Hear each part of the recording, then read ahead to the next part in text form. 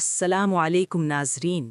Drama serial پامال کی آنے والی قسط میں آپ دیکھیں گے کہ اس دن انس بھاری دل کے ساتھ ملیکا اور رضا کے گھر آتا ہے۔ وہ جانتا تھا کہ رضا کی بیماری نے گھر کے ماحول کو کس قدر اداس کر رکھا ہے، مگر وہ یہ سوچ کر آیا تھا کہ شاید اس کی موجودگی ملیکا کی ٹینشن کچھ کم کر دے، لیکن جیسے ہی وہ اندر داخل ہوتا ہے ایک ایسی خاموشی اسے گھیر لیتی ہے جو صرف خاموشی نہیں بلکہ دبے ہوئے غصے، بے چینی اور خوف سے بھری ہوتی ہے۔ رضا صوفے پر بیٹھا ہوتا ہے، جسمانی طور پر کمزور مگر آنکھوں میں وہی سختی اور نفرت جو انس کئی مہینوں سے دیکھتا آ رہا تھا۔ آج ان آنکھوں میں ایک عجیب سا خوف بھی شامل تھا۔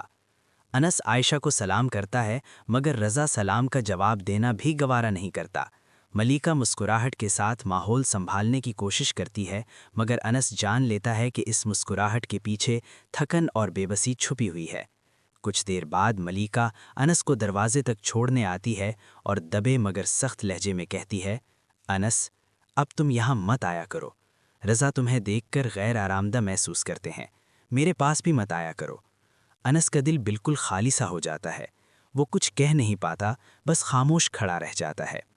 انس کے جانے کے بعد گھر میں ایک بار پھر خاموشی چھا جاتی ہے۔ جب ملیکا دوبارہ رضا کے پاس بیٹھتی ہے تو اس کے دل میں ایک طوفان برپا ہوتا ہے۔ رضا جو کبھی اس کا سہارا تھا آج خود سہارا لینے سے خوف زدہ ہے۔ رضا آہستہ سے کہتا ہے، ملیکا میں تمہیں مضبوط بنانا چاہتا ہوں، اتنی مضبوط کہ تمہیں کسی مرد کی ضرورت نہ پڑے، میری طاقت بنو، میری کمزوری نہیں۔ جب میں نہ رہوں تو تم کسی کے آگے ہاتھ نہ پھیلانا، نہ رونا اور نہ محتاج بننا۔ ملیکا کی آنکھوں میں آنسو بھر آتے ہیں مگر وہ خاموشی سے رضا کی ہر بات سنتی رہتی ہے، کیونکہ یہ وہ وقت نہیں تھا کہ وہ اپنے دکھ کا اظہار کرے، یہ وقت تھا طاقت، حوصلے اور درد کے درمیان لڑی جانے والی جنگ کا۔